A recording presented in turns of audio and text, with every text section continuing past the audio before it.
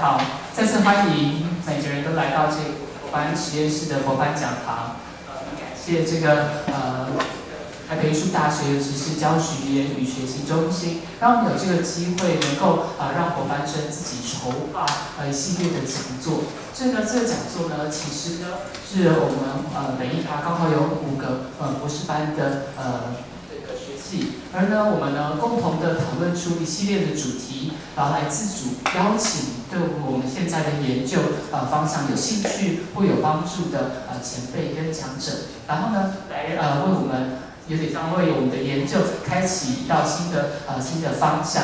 而这次我们会轮流每个学期呢，我们都会轮流来策划这个主题。这个学期呢，刚好轮到我们的舞蹈学系来策划这个主题。然后呢，我是以这次的策划人，我的名字叫陈岱月。然后呢，这次呢，我以迈向未知之境为主题呢，然后这个呢，我取了一个双关或者是一个谐音，就是我们通常讲说迈向未知这件事情呢，常常我们第一个想到的是关于认知这件事，也就是呢，这个未知好像是一个我们不知道的这样的一个事情。但事实上呢，这个迈向未知的知呢，还有另外一个含义，也就是关于感知的这件事情。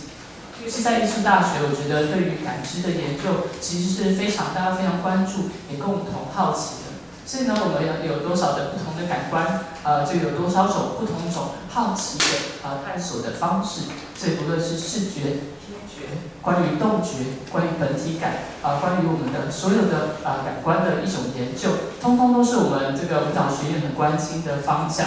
所以呢，迈向未知之境呢，也就是都共同讨论什么是我们还不曾感觉到的一些感知的经验这件事情。那我们很荣幸的今天算是开场。上个礼拜因为这个台风的关系，所以很临时的延期到今天，但是也很荣幸的能够让这两个讲者非常顺利的能够在今天跟大家分享。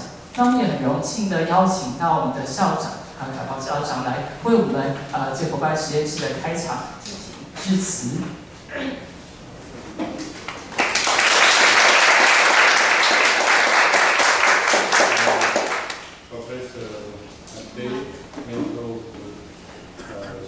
教授在座的各位学界的朋友年轻的研究者，大家午安，大家好。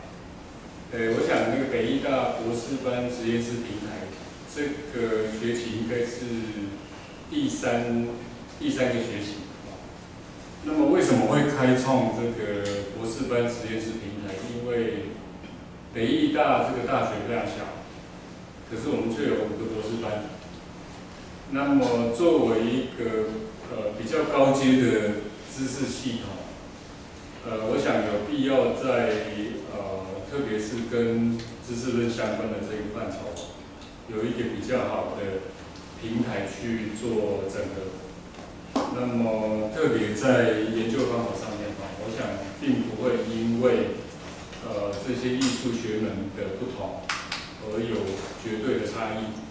那么它也应该会有很多需要跟不同领域，特别是在当代艺术创作、展演、研究，整体的这个面向上面，跨领域，很显然已经是成为一种常态。那么甚至我们要讲的更多，也就是说，人类式的这个时代，说不定还要在有一个更激进的扩充，就是所谓的副人类式的这样的扩延也就是说，我们在整体世界系统当中正在快速的往一个所谓的毁灭性的方向迈进的时候如何来透过所有参与知识性探究的这些不同世代的人们可以在这些平台上、系统里头更多的去缜密开拓这一些更具建设性的，或者说对这个世界趋近毁灭的这个路有更不同的一种取径。我想北艺大博士班实验室平台陆续在每个学期都开拓了非常重要经典的讲座。那当然，今天首场讲座，中文名字胡敏的教授我想他自己也是一个相当知名的一个研究者学者我想特别在应该是民族音乐这一块我想的确可以让我们有一个更好的借鉴，特别是在一个以亚洲为概念底下的这个体系，它如何跟这个世界性的整体产生一个构连的关系，对话的连接。很显然我们是要借重它更多的这些学士的经验来跟我们做分享。那北艺大大概不止硕士班的实验室平台我们大概也在去年就开始推进了另外一个非常重要的东西，我们把它称为北艺学，也就是一个书写的概念。那么让博班生、硕班生可以去开启一个透过研究写作、透过研究创作的这样的一个概念来真正产生跟北艺大为主体的这个学术连结。所以这个北艺学这个事情，我想所有的研究基本上都需要跟北艺大的人事物专业产生一个必要的连结。那这个我们非常自豪的就是这个大概是台湾国内论文的价码最高的一个竞奖。我们每一篇论文提供给书写者10万元的写作奖助。那当然他们这个是要送外审，而且要有指导老师协同，也就是说它是一个高规格的独立研究的建制。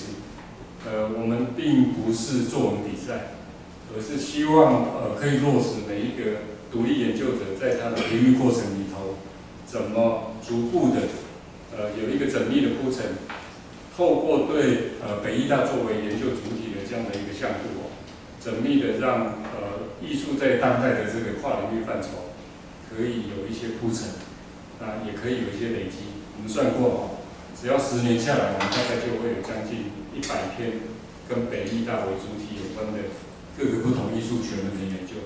所以到那个时候，北艺学大概就会有一个相当具体的一个铺陈。所以我想这个都需要我们特别是在座的北艺大的硕班生跟博班生年轻的研究者，大家可以迈开脚步一起来努力。那我知道今天好像有一个分享那我们是不是接着就？那我们就来进行这北艺学第1届的颁奖典礼。我们美术系博士班的黄小华。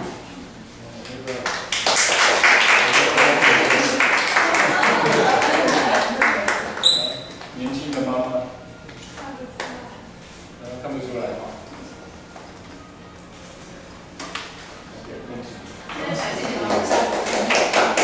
请到美术系博士班的涂以佩。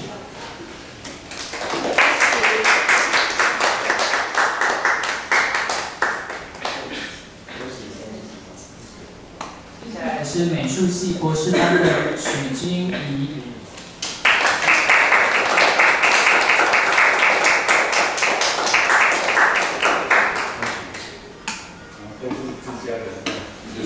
跨领域研究所的梁体育。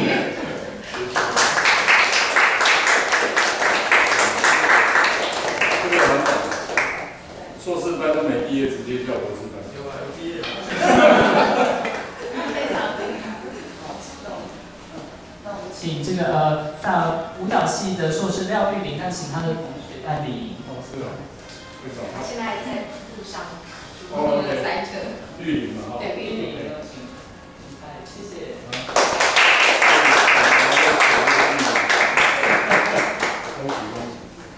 接下来是文化资产与创新博士班的奚浩辰。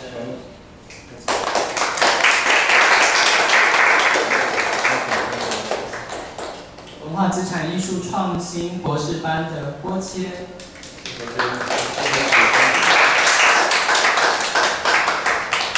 现在夺班嘛？对对对，恭喜，谢谢校长，谢谢。对，谢谢。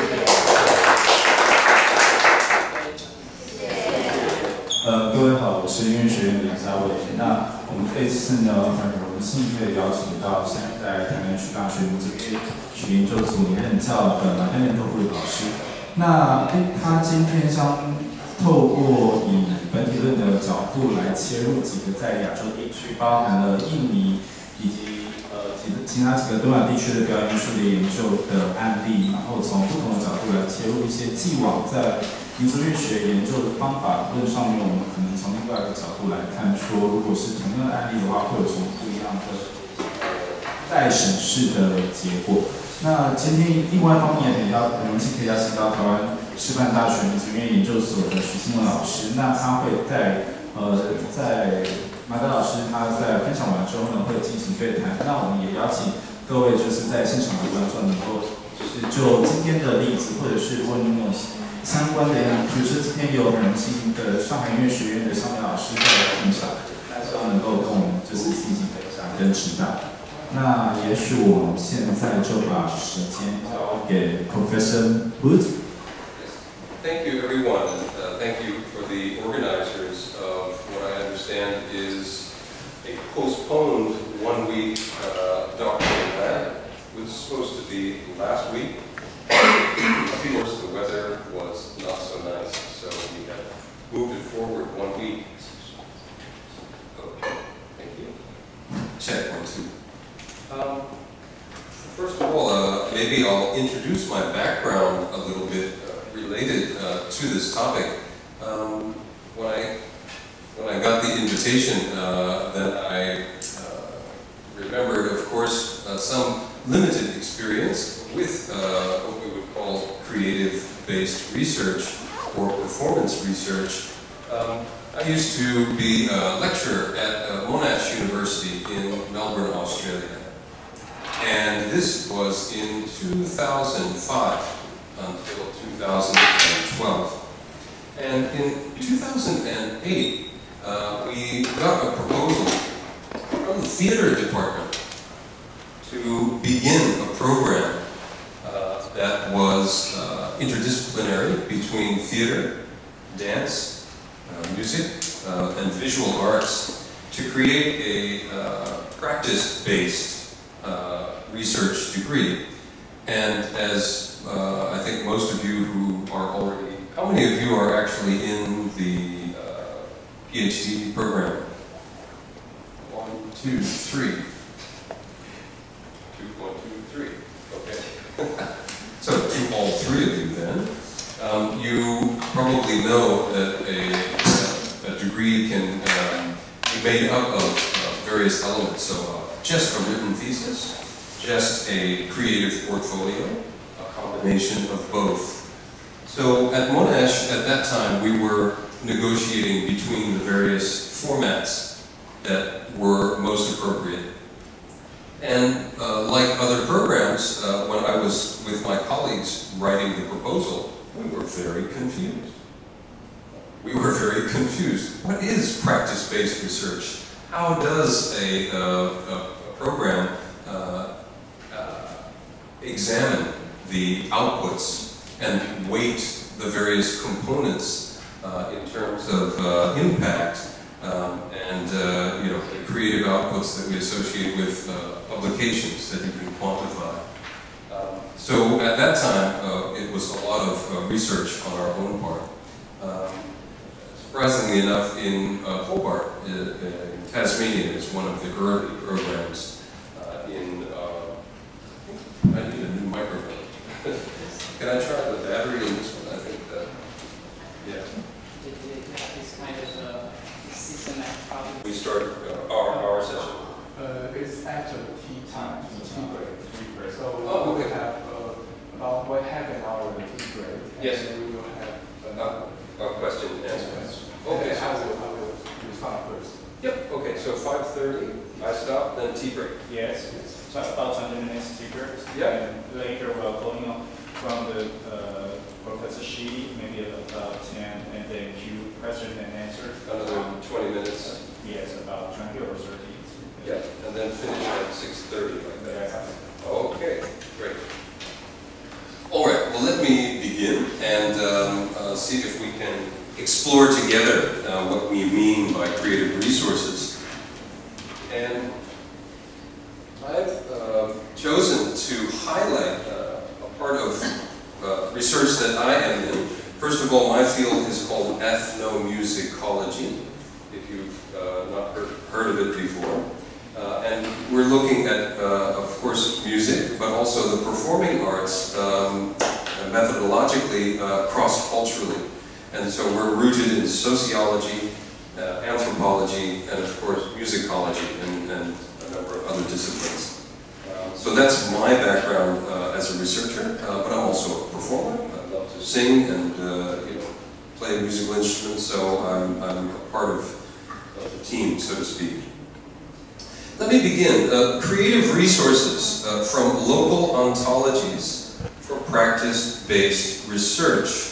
So what I'm referencing here is from the ontological term, taken in the field of anthropology, which involves referencing a diversity of explanatory models for cross-cultural theorization. In the creative industries that negotiate globalization, researchers place increasing importance on local ontologies as a departure point for framing artistic portfolio and written exegesis outputs. Practice-based research has multiple epistemological reference points and definitions. As a process where creative activity and academic research work in tandem, research outcomes reflect both areas in iterative cycles. So in this seminar, performance and practice-based research models are explored for their potential in the development of research portfolios that may be inspired by, draw from, or actively engage with local ontologies. And the methodology that I'd like to share with you from my field is called biomusicality and applied ethnomusicology. So I'll use these to highlight some examples, and one that you see depicted here is the intersection between music and dance. So we have many scholars now that are not satisfied just looking at dance or just looking at music isolated, but actually what binds the two together as it's culturally defined. And I think this can be rather intriguing for those of you who are involved in performing arts, where we're trying to get away from these categories, these almost a decolonization, colonialization of the categories of music as music and dance as dance, or theater. We're in an institution now that separates them, divides them. And that's something that's been inherited through the institution of higher learning, i.e. a university. So how can we kind of problematize the very categories that we're studying and break those down? And to do that, at least in Southeast Asian performing arts, we've looked locally to see what are the world views of performing artists outside of the kind of the Western canon, if you will. How is music conceptualized cross-culturally? And therefore, if we're going to investigate that, then we need to understand or have a depth of experience in the ontological framing of that category. Ontology, simply put, is kind of, well, Heidegger's Dasein. What is reality? So defining what is real and how is it qualified? And this breaks down to a kind of a worldview, if you will. Can everybody hear me and kind of understand what I'm saying? Yeah? And I can also speak slower. I can speak in German. I can speak in Indonesian. I can speak in Balinese. I'm sorry, I cannot speak in Mandarin. It takes time. I will take time. Okay. Excuse me. excuse me. Okay, let me continue with the paper part. There are several practice-based research approaches that depend on your research objectives. The subject area you have chosen here at TNUA, such as dance, music, drama, arts, or media, as well as your specific cultural background as a researcher. I mention this point because it will influence the ontological framing of your outputs, a point to which I'll return later. For now, I find it helpful at this stage to differentiate between the umbrella categories of practice-based research before transitioning to a more focused discussion about potential creative resources from local ontologies, as well as the related fields of applied ethnomusicology and bimusicality.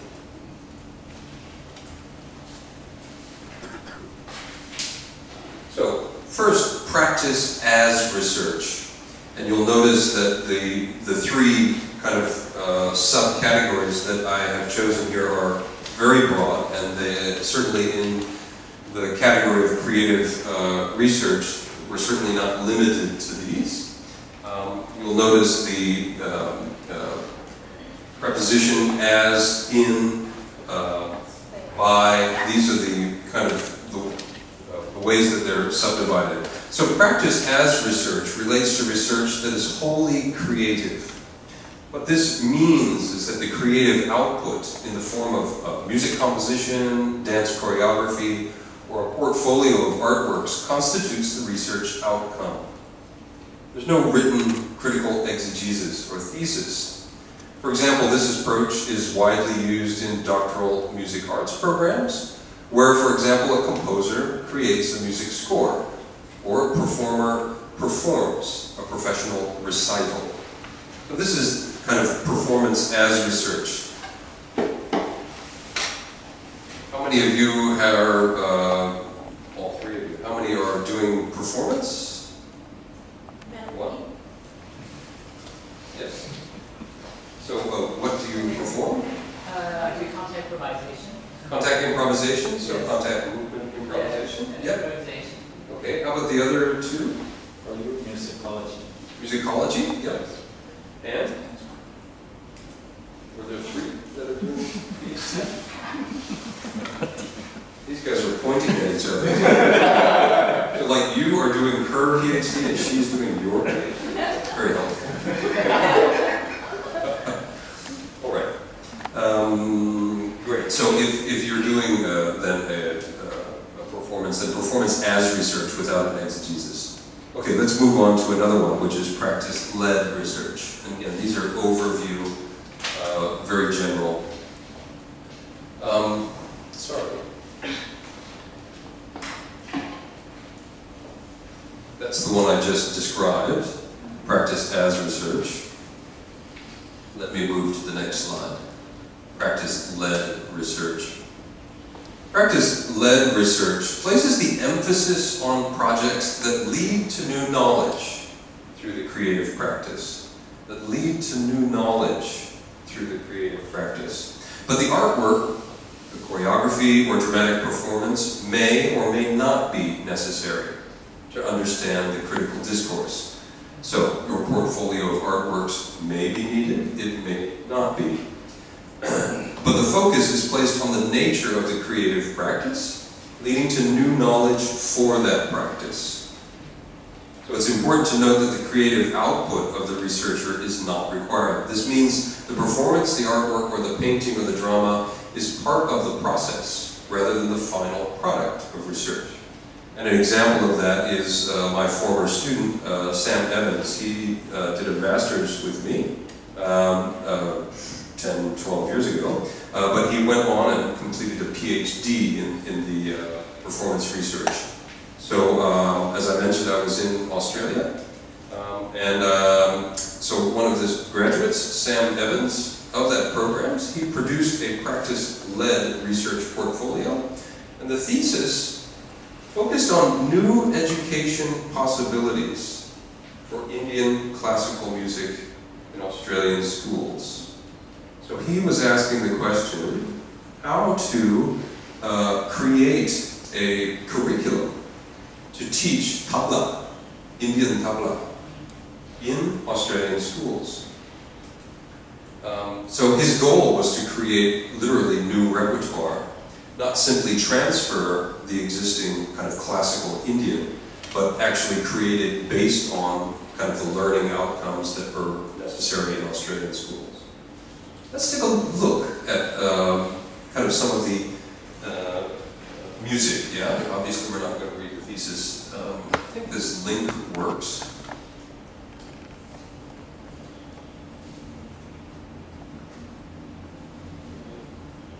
There we go. And you just check to make sure that there's sound.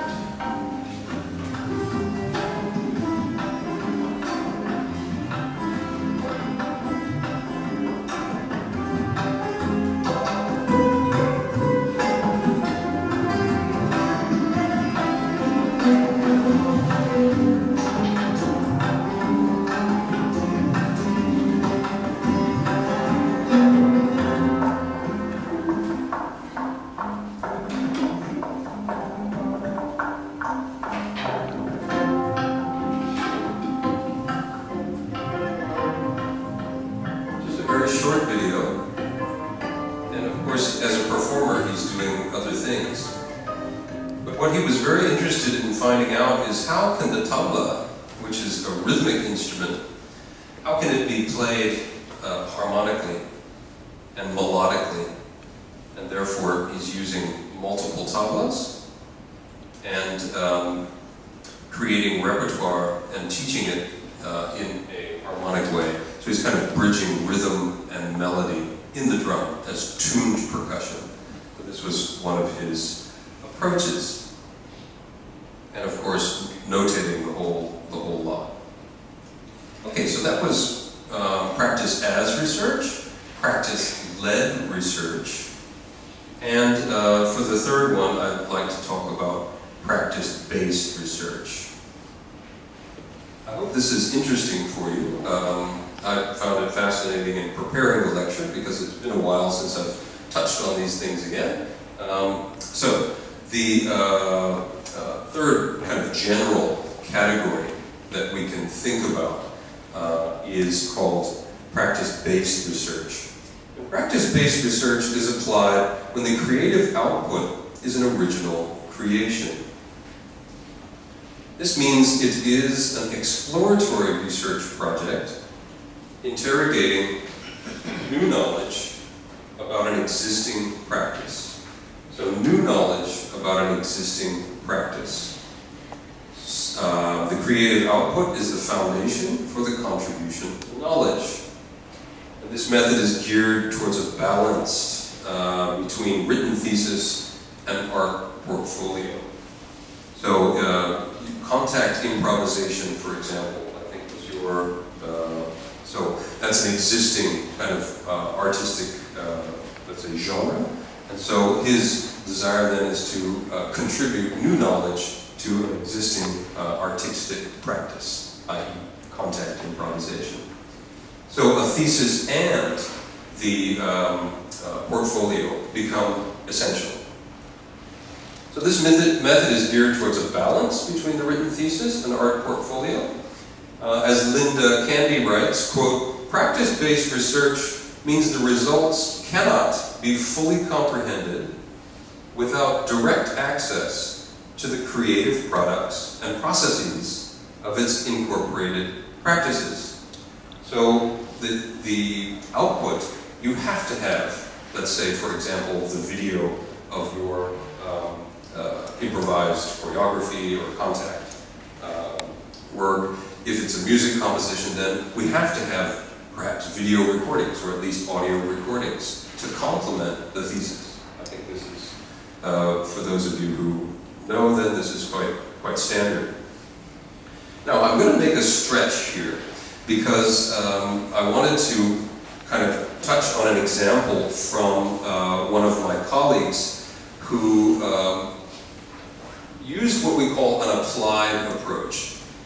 And I don't want to put ourselves into boxes and say, oh no, this is not practice-based research. I think we'll take this with a grain of salt. her intention was to be very much involved with what was a dying practice. So an existing kind of practice, but one that was kind of on the verge of collapse, if you will.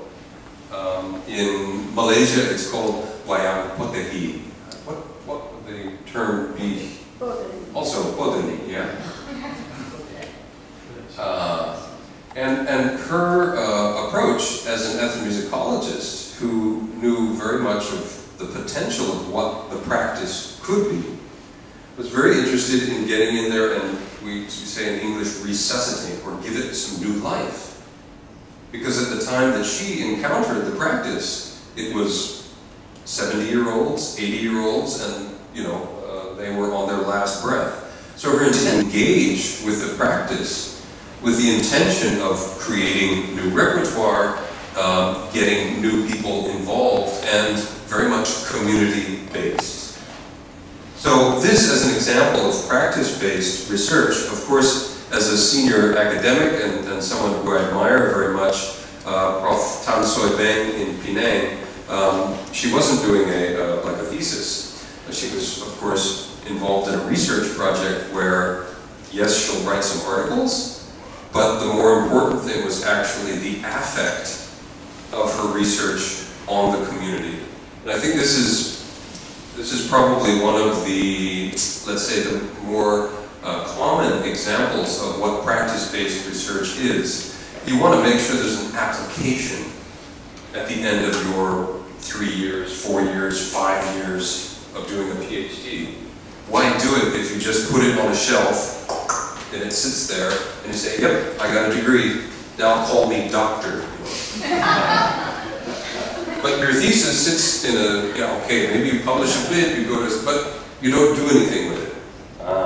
So applied approach or a practice-based approach, I see, if I may speak very generally, I see the applicability of what we do as having an affect, and in this case, on a beautiful community, a very tight-knit community, but one that needed a collaboration between community, researcher, and what we call intergenerational performativity. Yeah? Because you only had one generation of members on the verge of passing away and not passing on. So she used an intervention, and that was the basis of her research. Let's take a look at a little video, if we may. This is featuring Prof. Tan Soy Beng from the University Sans Malaysia in Penang, and she's speaking about wayang potehi.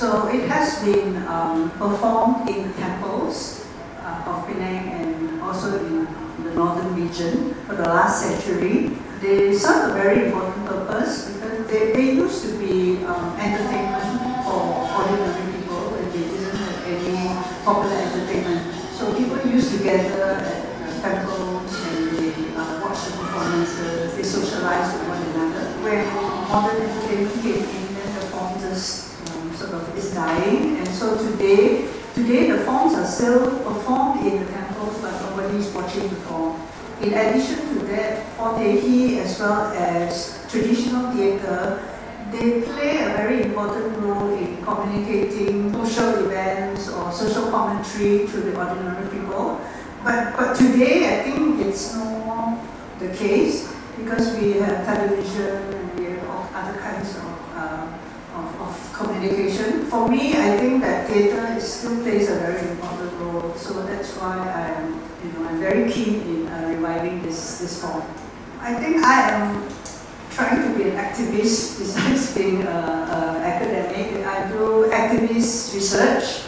So by doing this, then I engage with local communities and young people. So I'm not just at the level of the university or, you know, the ivory tower, so they say. I try to go down to the grassroots, and actually what I'm trying to do here is to introduce a new type of scholarship where you actually engage the people in the production of knowledge themselves, so that it's not only the academics who produce knowledge and write books, but you know, the local people have the local knowledge and they are capable of doing it as well.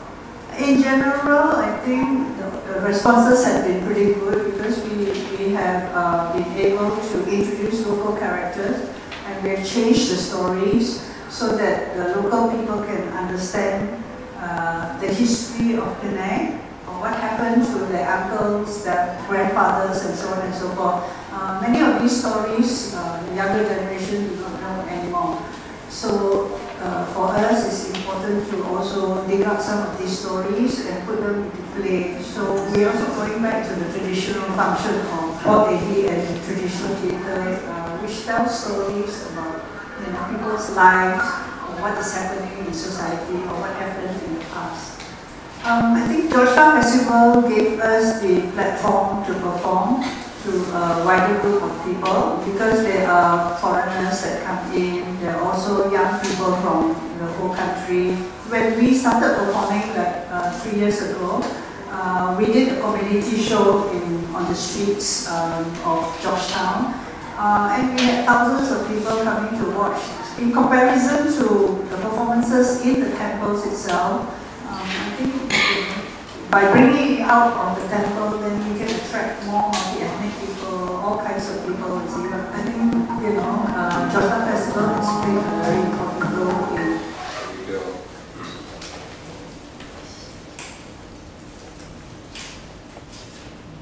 So it's that last point that she mentions, that previously Wayang was pretty much in the temples. It was its function was to complete or to be a part of ritual, but it had no interaction with the community that was actually it was serving. So she wanted to bring that aspect back as one of the objectives of her research. Okay, my brief descriptions of practice-led and practice-based research are much too limited to address the depth and breadth of the field today. There are numerous subfields in creative research that help unpack the provocative term that you have here, the imperceptible zone, taken up in the doctoral lab this semester. I find that very enticing, as there's some area there that is imperceivable, yeah. And I think in many ways that is kind of considering what the impact is, something that is often intangible in the sense that it's difficult to measure. What is the impact? And it's almost imperceptible. At least that's what I take away from your title. So denoting spaces in between movements and intangibles, Bruce Barton cites no less than 13 subfields, including performance as research, practice as research, research-led practice, creative research. So Barton says that artistic research, just very broadly, artistic research is perhaps most effectively understood as a field comprising multiple or more or less methodologically singular and or stable subfields. It's these fields that employ artistic or creative practice as an integrated aspect of the inquiry. So the artistic or creative practice as an integrated aspect of the inquiry. And that's Barton. Practice-based research. Sorry, I didn't move my slide.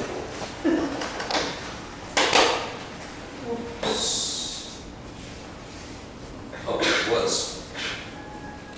I had that all there for you. Apologies for that. I'm walking around and holding a microphone and missed all of that. So just to read again there, the imperceptible zone, spaces in between, I love that. Movements and things that are intangible. Numerous subfields, 13, according to Barton. And he says that the artistic research is perhaps the most effective understood. And there, highlighted in blue, the fields employ artistic or creative practice as an integrated aspect of the inquiry process.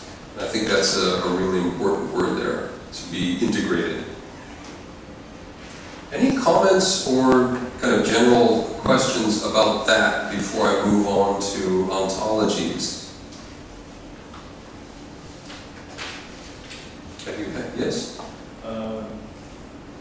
We have been about the examples about maybe traditional or folk music in East Asia.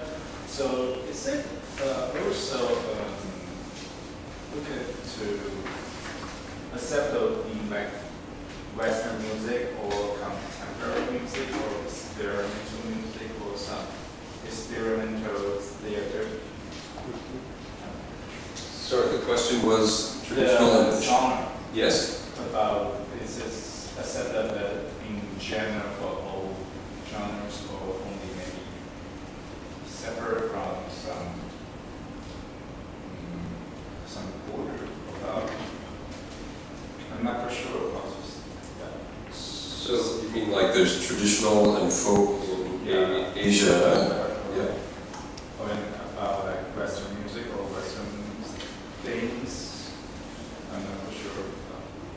I'm not sure what the question is. Sorry. Okay, I think about.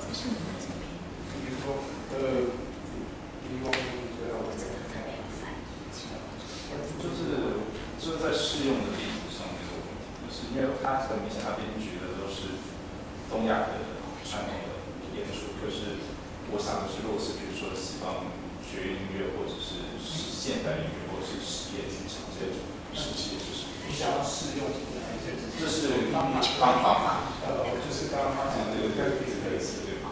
或者是可能是soundscape or mental sound art.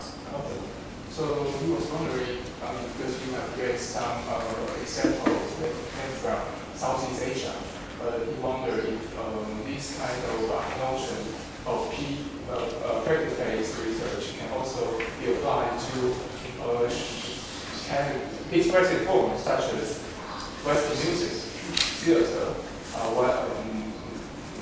choreography, or sound art, or sound arts, for example. Yes. Yeah, how could this kind of notion,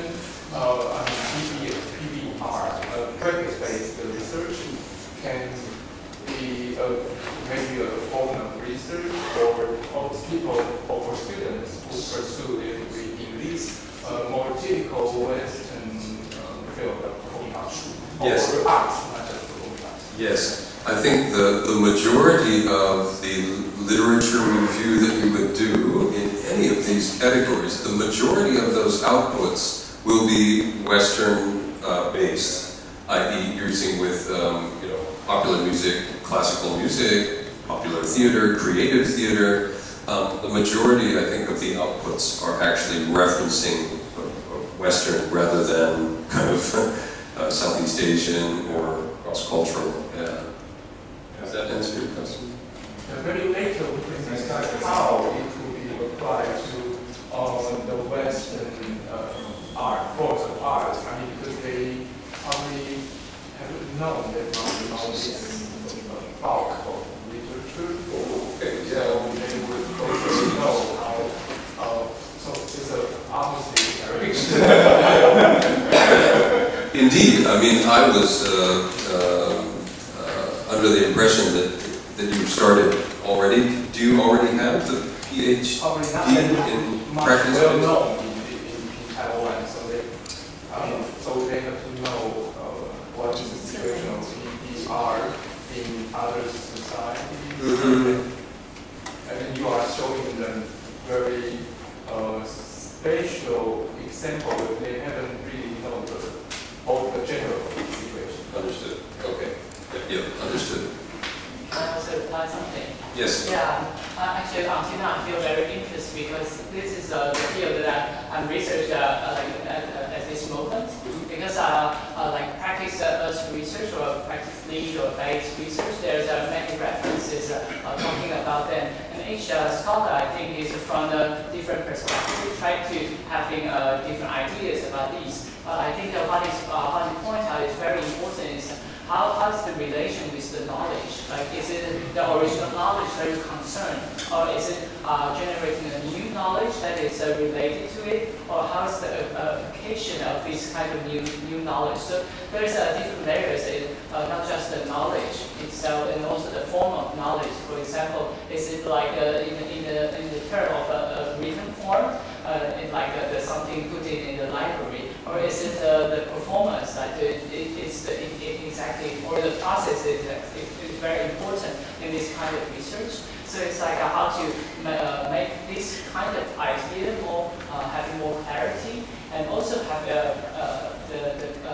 some very concrete methodology. So like, because I think in Taiwan is a very starting point of us to think about how can we bring this idea into the academic system.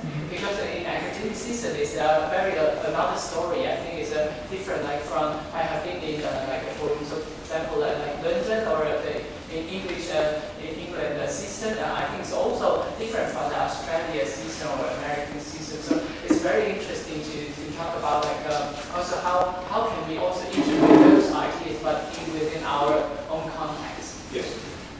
Suffice to say that coming back to your first point about knowledge and how to assess and examine the contribution to knowledge, and this is true of any research. What is the existing knowledge, and based off of your project proposal, what is the contribution to that existing knowledge and i.e. becoming new knowledge? The reading that I put on the website, that's from 2017. So there is three things. There's methods, knowledge, and I think output, or three categories that they talk about. And I think perhaps that textbook, I think you'd call it an edited volume. I think that one would be very, very good. It's performance, I think it's called Performance as Research. Yes. International word PAR, discussion on the line of advice. Yes. And the line performance of research, knowledge, method, and impact in the following. Correct. Yeah. So I think it's early days. Of course, the Ministry of Education in Taiwan is saying, "What's this? Practice-based research? What do you mean? You're going to sing a song and dance and do a theater production and then you get a PhD? This is very strange, right?" So it's framing the knowledge output, having a body of peers to review the critical, critical exegesis, yeah. So the written component, and these will be I think each education system will have to quantify what is possible within, institutional guidelines and the length of exegesis. These are all things that, of course, internally need to be discussed. But I think these broad categories at least get us thinking about it. And again, most of my examples will be kind of cross-cultural because that's me. I'm a cross-cultural guy. So with that, let me open up for your eyes and ears something called ontological, the ontological turn. And I won't spend too much time on it, but I will introduce it to you, and instead of maybe reading the paper, and in the interest of time, I will just speak to my slides. Local ontologies and creative resources. Ontology is the study of emic worldviews. Emic worldviews. And this means, as researchers then, we're getting to know, in the field of my field, which is ethnomusicology, we're getting to know the life worlds of the people that we interact with. And this idea of emic worldviews is not limited to going all abroad. You have to go to Africa, you have to go outside of your country.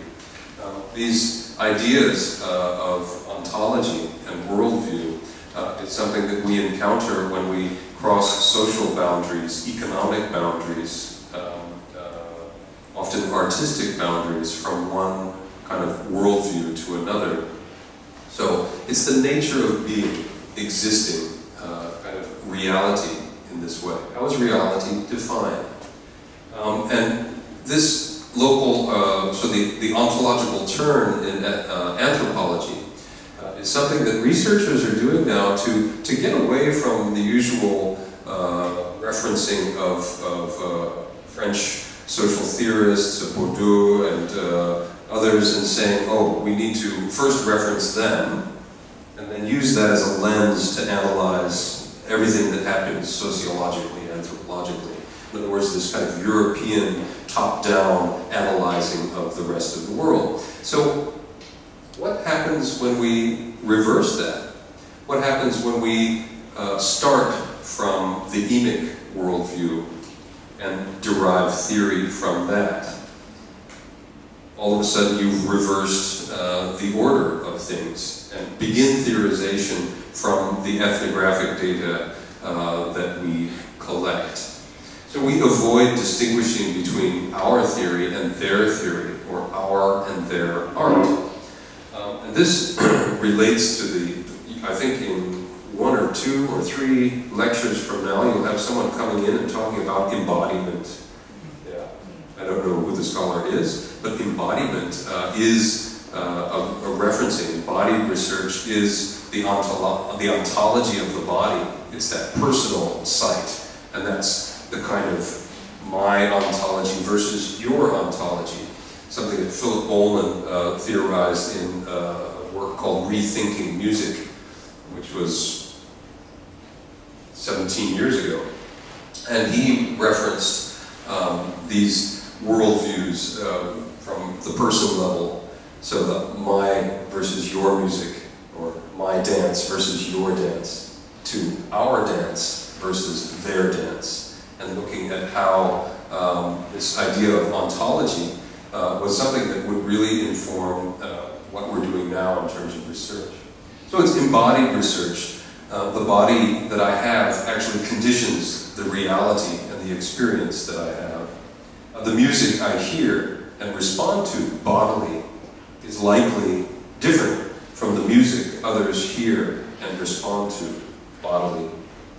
So a body-centered research is one way of thinking about an ontological approach to creative outputs. And especially in your contact research, it makes sense. But we are thinking bodies. Yeah. We are visually inspired bodies that paint, or bodies that play music. So that's kind of the theme that I'd like to take and give you some more concrete examples as I move through the rest of my presentation, which will take me to Bali in Indonesia, where I've spent quite a bit of time doing research. So observing and analyzing bodily responses to music might be one way of getting closer to a description of multiple musics, multiple approaches, and the ontological positioning is the thing that I highlight here. Yes. Oh, yeah, it's helpful. So you need to summarize the idea, or everyone get it? Okay. Yeah, sure. That's very helpful. Thank you. Let me put the slides back up. 因为这个比较关于他待会就是演讲全部的内容，所以我刚刚问说要不要帮大家复一下。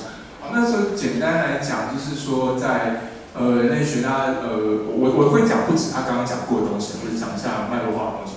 就是他要谈的是一个本体论的这个转向这件事情。好，那过去本体论是什么？这个字很难。好，可事实上它其实没有那么难，你去查字典，它其实叫做 conceptualization， 概念化。好，本体论的意思就是在问一件事情是如何被概念化，你如何概念化一个东西，然后把它变成是一个一个物件或者一个东西。那所以每一个人或者每一个族群的人，他可能会对于事物有不同的概念化方式。那这个是我们在做跨文化研究的时候很重要的一件事情，是去了解当地人他怎么去概念化他自己的社会生活当中的各种面向。在艺术当中，当然我们可以提到的例子就像是音乐、舞蹈、戏剧、语言，那或者是所谓的世界观，我们可能更早期一点讲到世界观，会讲到的是关于什么是世界。我们会知道就是每个族群可能它有它自己的创世纪。那这个东西都是跟这个本体有关。那我这边讲到就是说，可是现在这个讲这个 ontological term。有一件事情很重要，就是说这个本体其实并不是我们刚刚讲本体论的时候，我们已经意识到有不同的本体。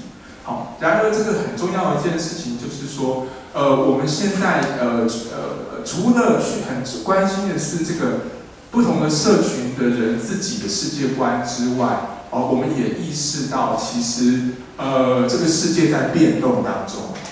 也因此呢，我们发现了就是这个本体的概念，就算是对同样一个族群来讲，它也在变动当中。那现在讲的本体，不是一个海德格所称的那种固定的本体就是固定，我们就是我们同一种人，所以我们就用同一种方式理解世界。我们不是在讲这件事了，因为这种理解方式已经无法帮助我们理解一个社群它的本体。那这个是一个变动的世界，尤其是我就是在很多其他地方，像热带雨林的地区，他们的生活世界可能一夕之间就不见了，因为大火因为大水因为气候变迁。所以其实现在的本体是随着这个就所谓的 moment to moment， 在待会我的PowerPoint 里面有会提到，就是关切的是一个这个每一个时刻在变动当中，我们怎么理解我们的世界。其实讲白了就是这样子。那回过头来，那我们要怎么样理解别人他的这个本体呢？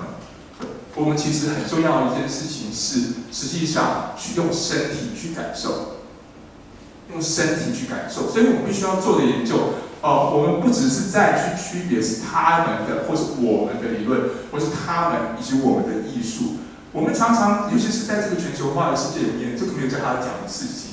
也就是说，我们在这个全球化的快速全球化的状态之下的世界，我们很容易一下子就到另外一个地方去，并且在那边可能居住很长的时间，我们也变成 partner 了。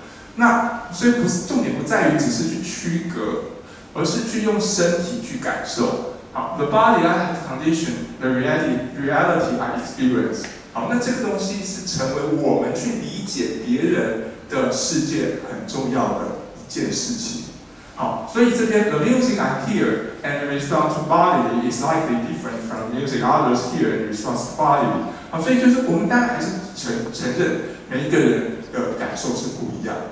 可是，而且我们还是想，我们在这个世界里面，我们还是想要了解这个世界多元的理解世界的方式。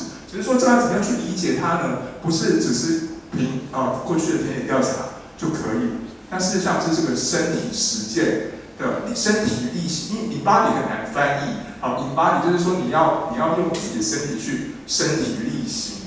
那这个过程当中，你会对于可能是你刚刚提到的声响。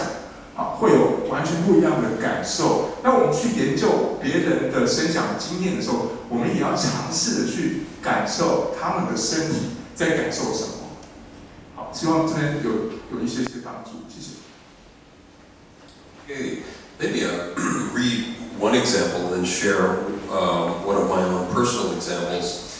This example comes from Ironman Land in Australia, where Aboriginal communities were first, well, not first, but studied by researchers who were not Aboriginal. And they encountered difference. And they didn't know in the beginning how to account for these things. And Stephen Wild, who's one of our senior colleagues in ICTM, Stephen Wild and Margaret Ross together were trying to analyze the music and dance of Arnhem Land Aboriginals. So I'll read. Ethnomusicological encounters with complex ontologies in the field have required researchers to use interdisciplinary approaches when they encounter things like, binaries like ritual and everyday, human, non-human, nature, culture, these kinds of things. So, in analyzing Aboriginal ritual performance required Margaret Ross and Stephen Wilde to move beyond the dyadic classification of music and dance. They needed something else to analyze this music. It wasn't enough. And what they found were kind of co-presentational elements, where nature and the environment were key determinants in informing sound and movement. So it wasn't enough just to think about music and dance. In the ontological positioning of Aboriginal, music and dance were actually not categories for them. The crawling lizard was. A lightning storm up above was a category to think about. The spirit that came in the boomerang, this was something ontologically that they referenced influencing the body as it moved, whatever the dance was. I won't even pretend to do it for you.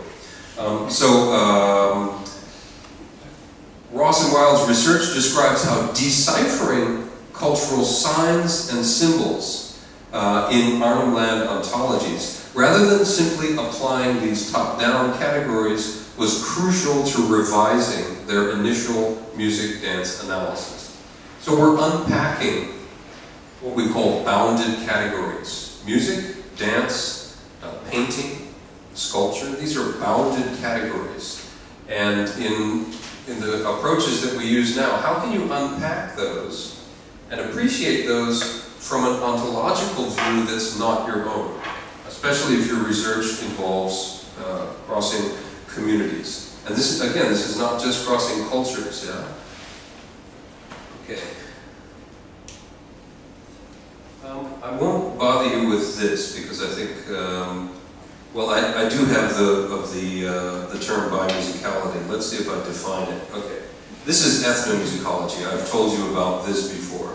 And that's the field that I do. I'll tell you about this approach, though, because this is one of the methodologies that we use in our field to kind of get to that ontological understanding. It's called bimusicality. And this was started by a scholar named Mantle Hood. No relation to me, of course. No, I'm joking. He was my father. And this approach has been around a long time, but it's still very valid because it is a way to get to that positioning that we're talking about, that ontological understanding, and most importantly, experientially, bodily. And the only way to get, for Mantle Hood, when he came up with this, the only way to understand, for example, a language was to learn to speak it, right? So, how to become bilingual? Well, learn to speak the language. Get some vocabulary, understand phrasings and emotions, intentions, all of these things through another system of expression. This was bilingual. So he said, yes, in music, we have that as well. As a methodology, we have to train ourselves musically within another system. Yeah? And for them, they were, of course, crossing cultures. But this idea is very applicable in any kind of project that we do if we're going to learn another musicality. So as students learn to perform an instrument as approach and understanding. And of course the borrowing is from language, and we do it in music, but it could be by dance, whatever it might be, by artistic, if you will. Okay, so that's the methodology. And now this leads me to my case study here that I'd like to present to you in the remainder of the time, and then we can have some discussion, because I think that's very useful. So as I mentioned before, my father was an ethnomusicologist, but he found a sexy dancer and made her his wife, and her name was Hazel Chung. And she was also a pioneer in something called ethnochoreology. And there she is in Bali, Indonesia, learning how to dance with one of the masters of Balinese dance, Mario. And the knowledge that she gained as a Broadway classically trained dancer in ballet, she studied with Martha Graham, who was one of the innovators of modern dance. So she studied with Martha Graham in New York. And at age 24, she said, now what do? I'm an Asian American. I'll never be hired in a ballet company. I'm only 5'4". I'm too short. I'm the wrong ethnicity. Where do I go? What do I do? So she went off to get a grant and studied in Indonesia for 2.5 years, learning the dance of Java, Bali. She went to Lombok, etc. And so she was informing herself bodily in another practice. And so fast forward to who I am, and I realized that I have music, but I also have an experience in understanding dance through my mother.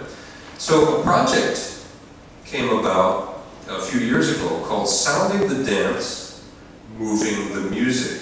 And I would like to share with you a case study that I researched to contribute to this book.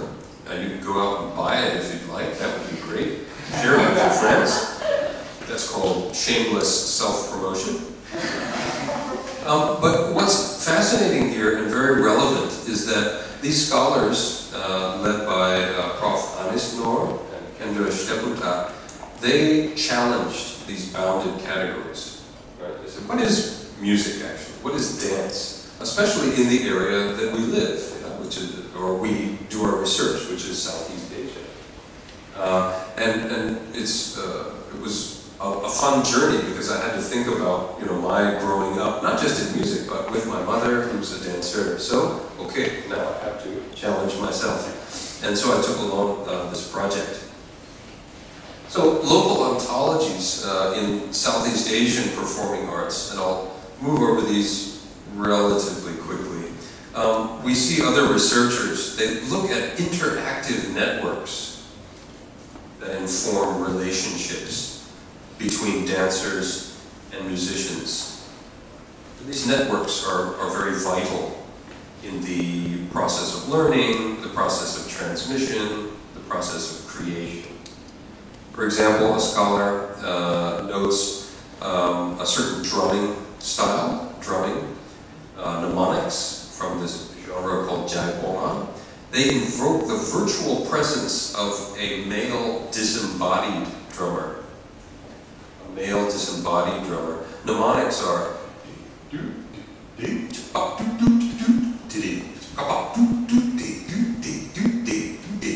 this is drum mnemonics. And by doing this in practice, they're actually evoking the drummer in dance rehearsal, even though the drummer is not there. And this is a very significant part of the transmission process. There are also relationships that exist, triangular relationships between female dancers, male drummers, and audience members. So this researcher considers how vital the audience is in affecting the performance between dancer and drummer. So it's not just a relationship between musician and dancer, the audience influences where the choreography goes, how they interact. So it's that triangle relationship. And there's a Bali's neo-caste system that positions an elevated upper-class dancer against commoner musicians. So these are some of the issues that we've looked at in a field called choreomusicology. Everybody say that. Choreomusicology. Choreomusicology. Oh my gosh, 8 syllable. Is that right? Choreomusicology. Go ahead. Oreo. Huh? Yeah, like a cookie, right? Oreo.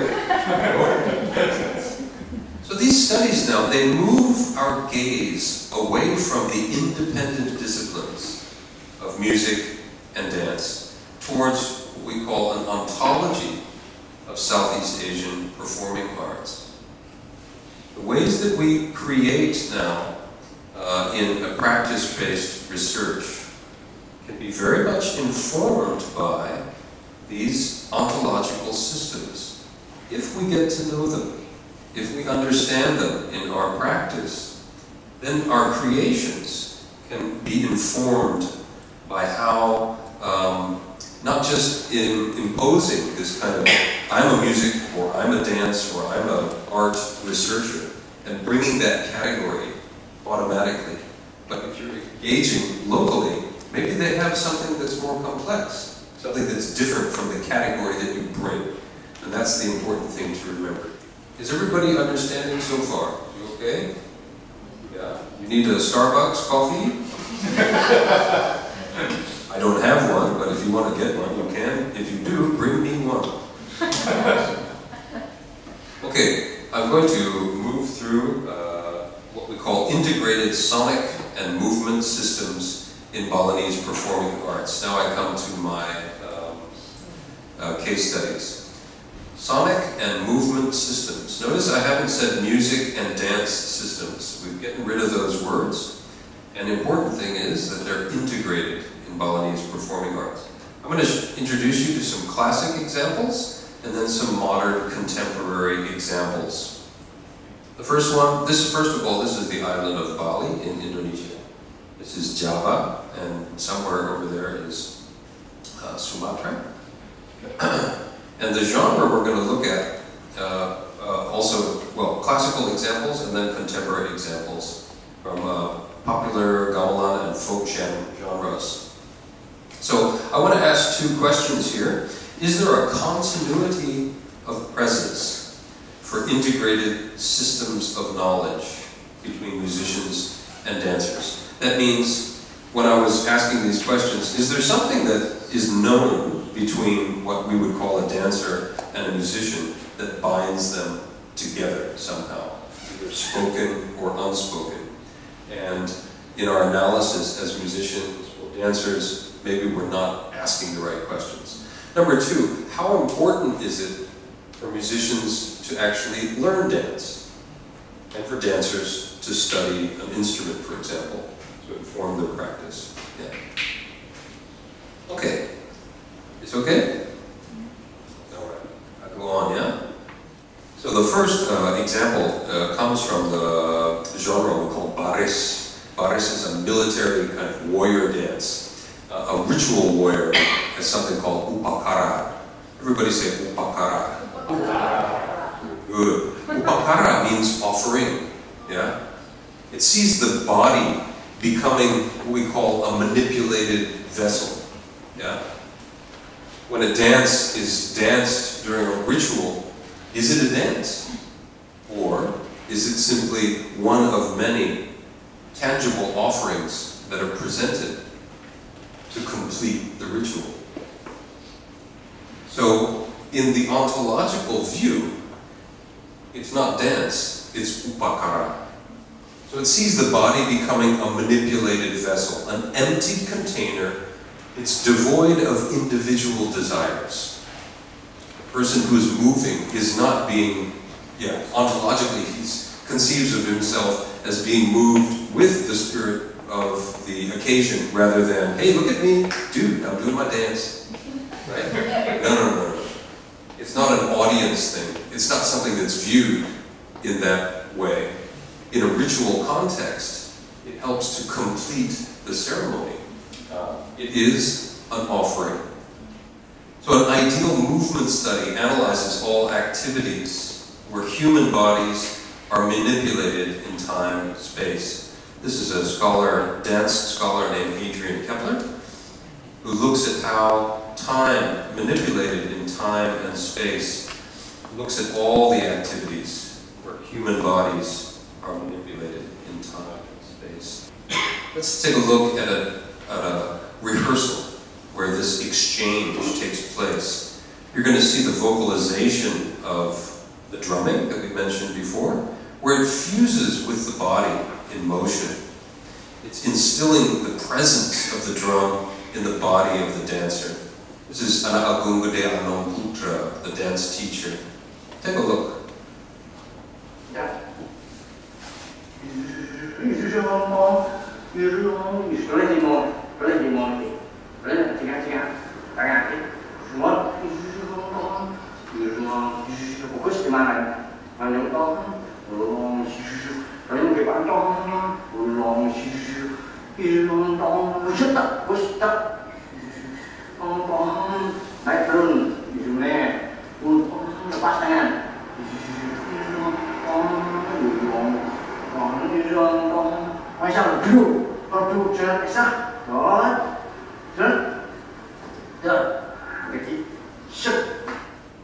Accentuation has that disembodied drummer we mentioned before, and this is again a connection to that ritual dance that's being learned.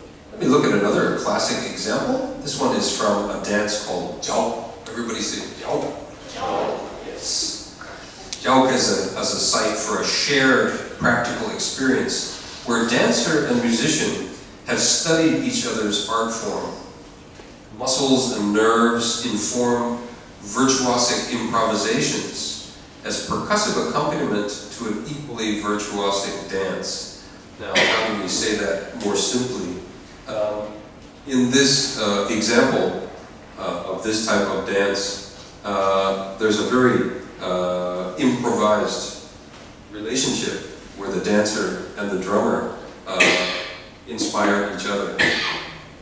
And so, the best drummers are ones that have actually studied the movements. They have felt what it means to move head and sinews together with all the percussive things that come with the drum. And some of the best dancers are ones who've actually studied the drum, because they have that imperceptible zone. There's something understood, almost non-verbal and reactive, that allows for that performance to be that difference between going through the motions and actually a very heightened and exciting performance. So ontologically then, and even through training, it's that connection, knowing each other's art form, if you will. Yeah. To be a good dancer, you must learn drum, something like that, and vice versa. Let's see an example of that, this Jiao mask dance and the bit of play and improvisation that goes along between dancer and drummer.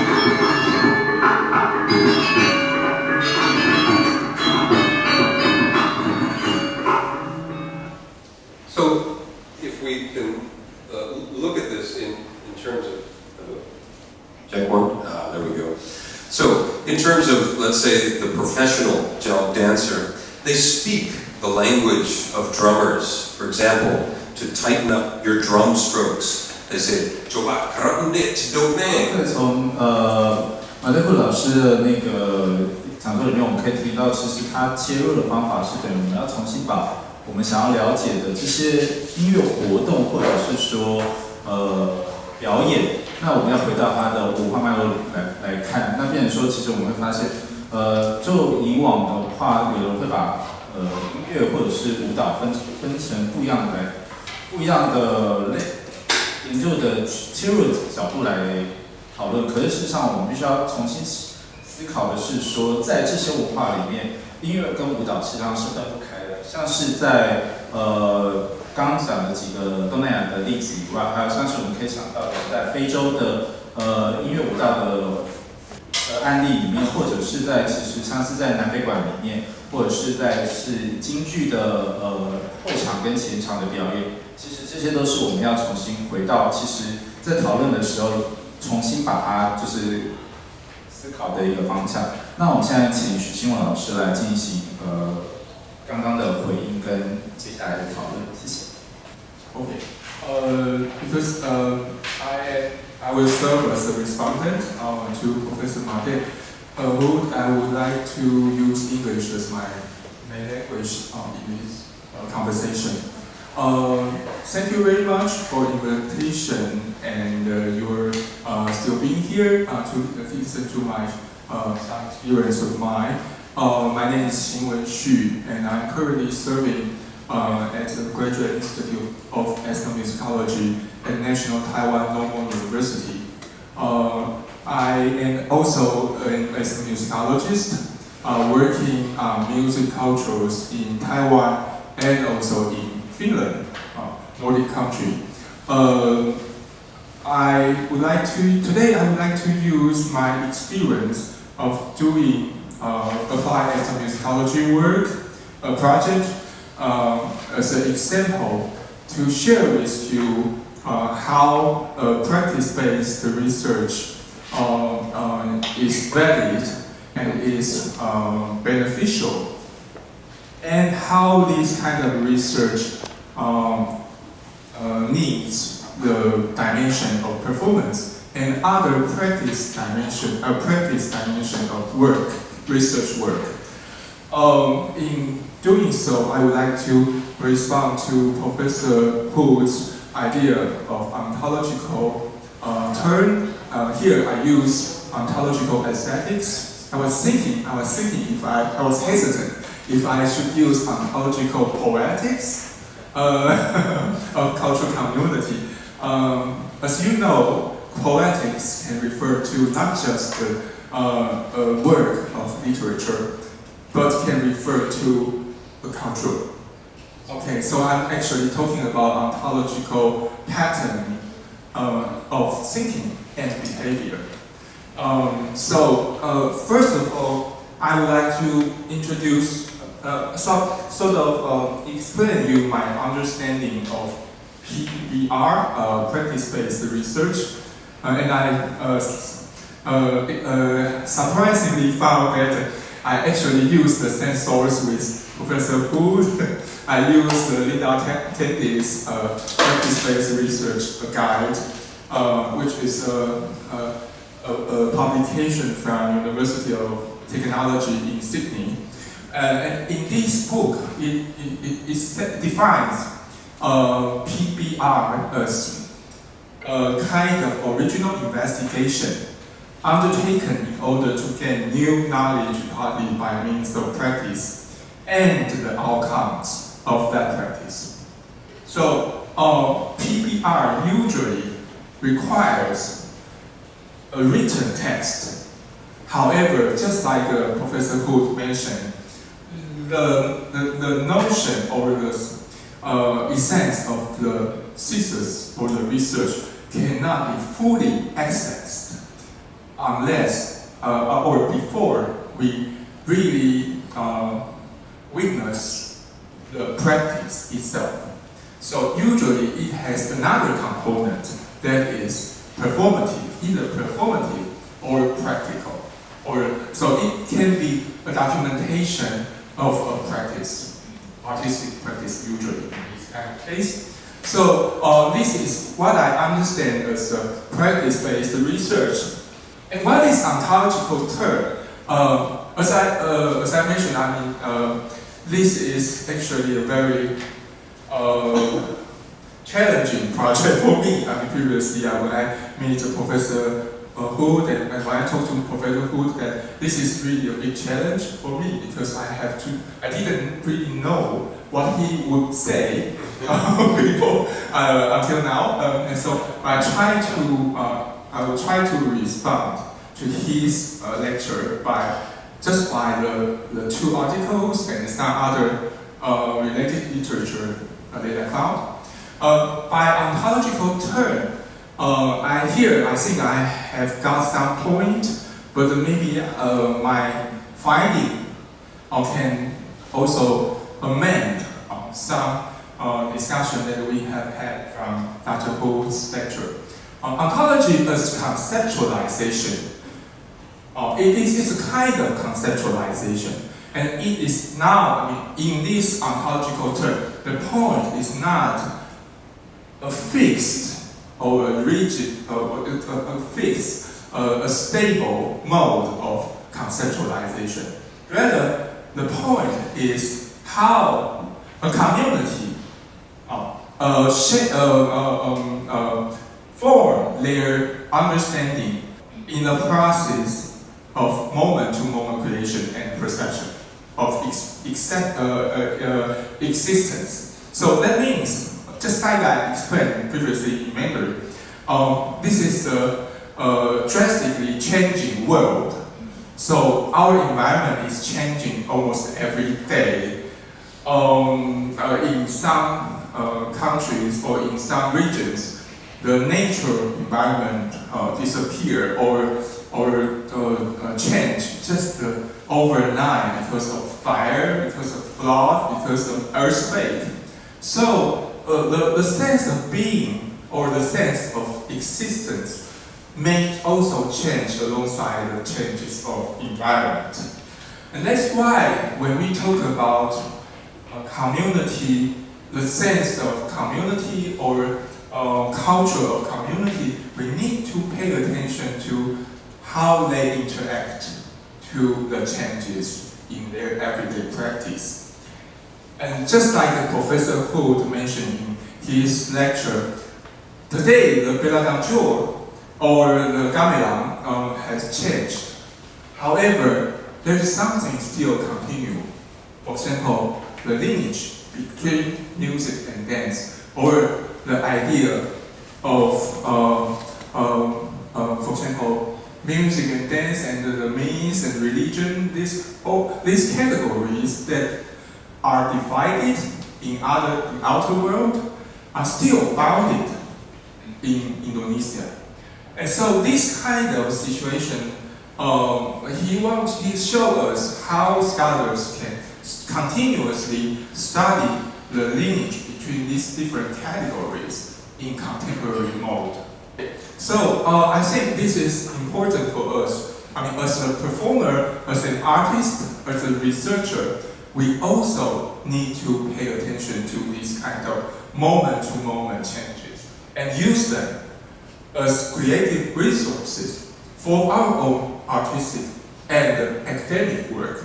I'm still using a kind of a binary way, but I'm saying that we might play a different role here at a higher education institution. However, we might have different roles. However, we can benefit from the creative resources of this local ontology. Here I want to just resonate Professor Hood's notion that today we cannot just follow the grand theory.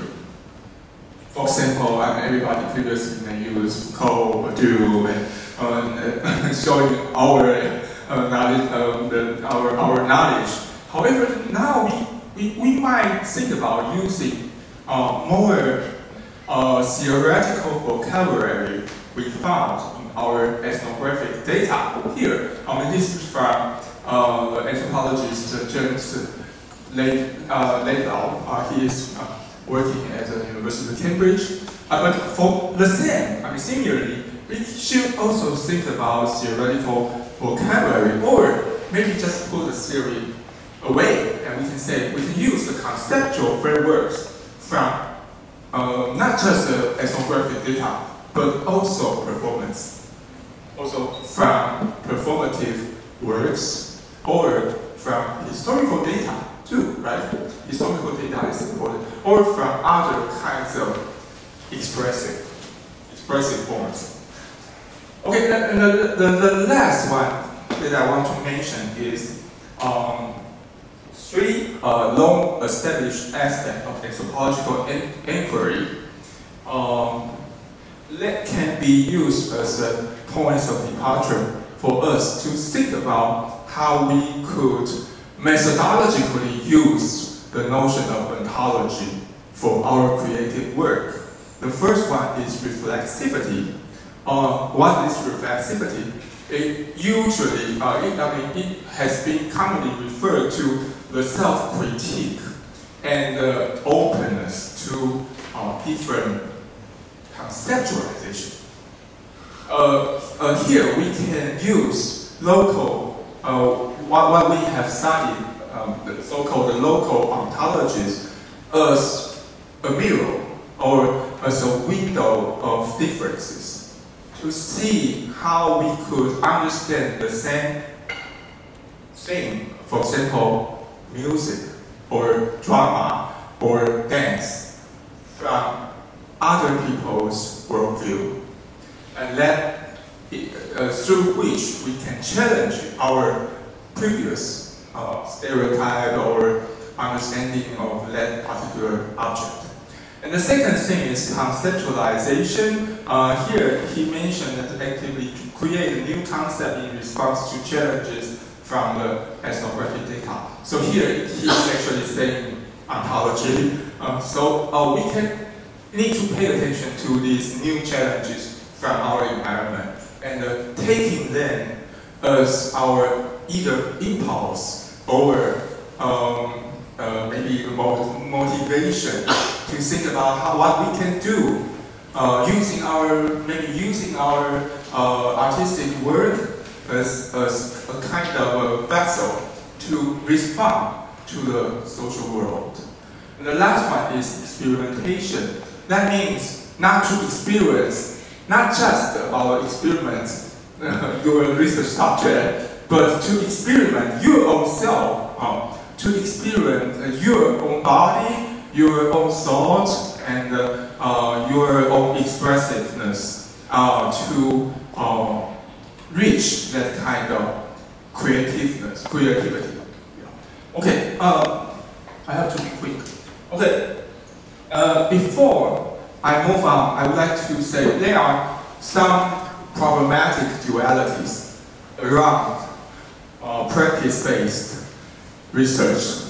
In ethnomusicology, we are familiar with these dualities. For example, in the 60s and 70s, just like Bruno Netto mentioned, we have this dichotomy between this musicological approach to music research and this anthropological approach to music culture. I have to say, by musicality as a kind of method to study of music culture, it's worth all ethnomusicologists' attention because it is related, or it's a recall, or it's a reminder for us to pay attention to the audible, performative, and the practical, and even musicking dimension of music culture. So, in musicology, we have a term called musicking. It's a term coined by New Zealand scholar Christopher Small, and he is saying that music should not be a noun, but a verb, because it's obviously that we don't even need we don't need a listener or a composer, but we need a listener. Okay, we don't need a composer or a performer, but we need a listener. Or even we don't need a listener, we just need ourselves, because when we hum, we are actually making music, and that's the essence of music. It was very late when work of music became the core of conception and conceptualization. So he reminds us to think about a processual dimension of music making. And here I would like to say that by musicality, that originally means learning different music culture as just like as a language, so that we can equip different kinds of capability. I think this is not just about capability, but it's about the dimension of music's culture that we need to pay attention. Okay, and then the last one, the second one I want to suggest is actually related to the suggested reading, the duality of artistic and scientific research. That it can resonate to your previous question, how we could evaluate as a valid research, but we can leave it later. Okay, so here I would like to rethink the pursuit of local ontologies. I have explained that the ontological term is about how to map the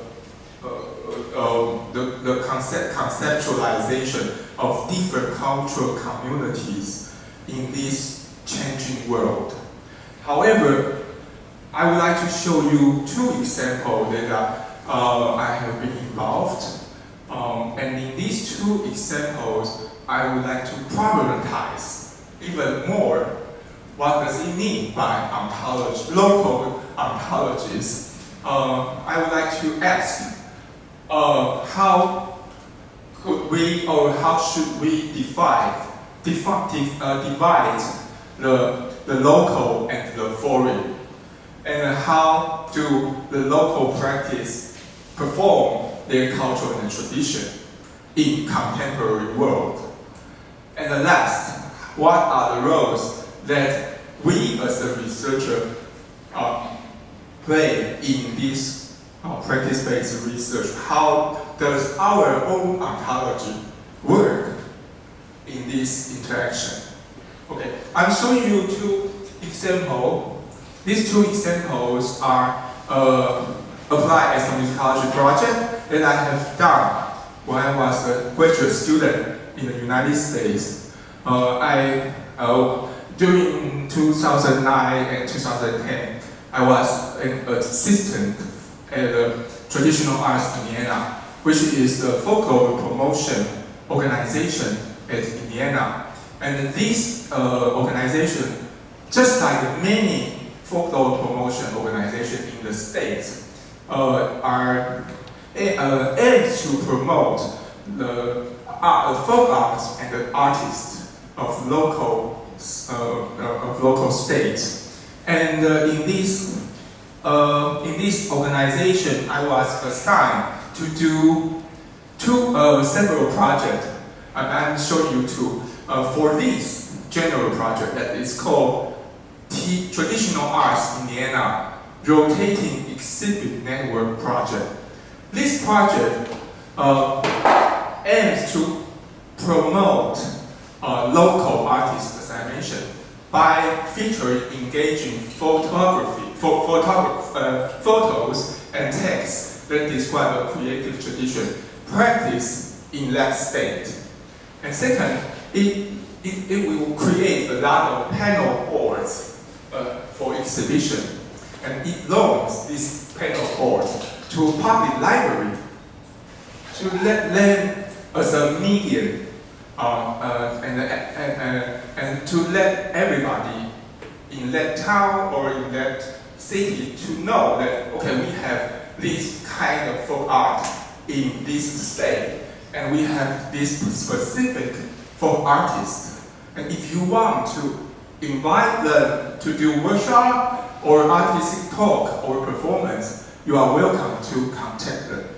So this is actually a bridging project, to bridging between artists and the general audience. And for this project, I was assigned to do two projects. The first one is called the James Young Project. James Young is a Taiwanese artist. He retired from National Tsinghua University. He was actually an English teacher, a professor. English professor, English language professor, but he has learned to write Chinese calligraphy and also to play Chinese music and play Tai Chi, martial arts. All these Chinese culture enrich his life very much. So when he returned to his alma mater, Indiana University, he decided to promote Chinese culture. So I was asked to meet him and think about how to introduce his culture and Chinese culture. So here you can see he is actually very communicative. He's not just a layman or a so-called an Asian immigrant who doesn't know anything about communication with Native American people. He is very capable in communicating with local people. So when he teach calligraphy, he prepared this kind of table, and so he shows different ciphers of Chinese calligraphy. When I document his work, he actually asked me, okay, maybe this is a better way to show his work. So here I just want to show you that he played erhu, he teaches erhu in town, and also he participates in local painting society, and also he teaches Tai Chi with his wife in town. Here I would like to say, when I try to document this artist and the Chinese culture he bears, I have to document a variety of artistic forms he wants to share with local community, the American community. And I, as a medium, also rely on my previous understanding of calligraphy, Chinese music, and Tai Chi. And luckily, I had learned Tai Chi in gymnasium course when I was a college student. I played the piano and I have accompanied Chinese instrument for many years. And I also learned, just like everybody here, I have learned Chinese calligraphy in my childhood. So this kind of performative or practical experience actually benefits my own research, so that I can create a better work to introduce. This is actually the panel. The panel is just like this, but it's much bigger, and it's for the exhibition of this artist in the public library. Okay, so I treat this kind of product or this kind of process of production an artistic product process because I also need to think about how to make his portrait and how to use visual effect and not just the written words. Even the written word, the expression of written words is art, right? I think everybody agree that poetry is the art of written words. So I'm saying that this kind of art, if this is the artwork, then what I'm doing as an engagement of applied ecology is a kind of practice-based research. In here, I don't just have a discourse about James Young, but I have also have to produce something that is artistic. I mean, of course, it is still some distance from, for example, dance or music composition, but I'm just using this as an example to show you how research, performance, practice, they are intertwined to each other. The second case is called the IHAS project. And as you can, I will just show you some photos. IHAS is an Estonian artist. based in Indianapolis. Here he's actually making the Estonian national instrument called gangneil. Gangneil is a kind of a sitar. This kind of sitar can be found broadly in Baltics, around Baltic Sea. And so, for example, in Estonia, it's called gangneil. However, in Finland, it's called gangdele. And fortunately, when I did my fieldwork in Finland, I had the opportunity to learn how to build a gangdele and also play the instrument. And that's why I was assigned, I as an Asian student, was assigned to study or document this Nordic artist's work. When I did this, I noticed that he used a small stick to play, and I could ask him why he used the stick and how it is related to the Finnish style of using stick to play the instrument. So I'm saying that our previous experience of performance and cultural learning would benefit our practice-based research. And it is through this kind of participation we can better understand the cultural community that we try to document and research. So this is just the example. So to conclude, I want to say that participating in performance and other artistic practice benefit the formation of a holistic understanding of music tradition and culture. And maybe in your case, it will be a holistic understanding of dance or theater or digital media culture. And it is equally important as other research practice such as fieldwork, historical contextualization, and making cross-cultural connections. So here I would like to suggest that and apply as musicology project as practice-based research very often require the involvement of all these kind of dimensions. And that's why we as musicology here, we want to share with other artistic students that as musicology we need to pay attention to all these dimensions.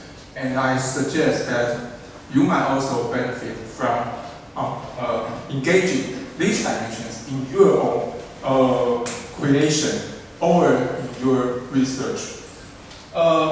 To facilitate further discussion, I would like to raise two questions. The first one is about ethical issues.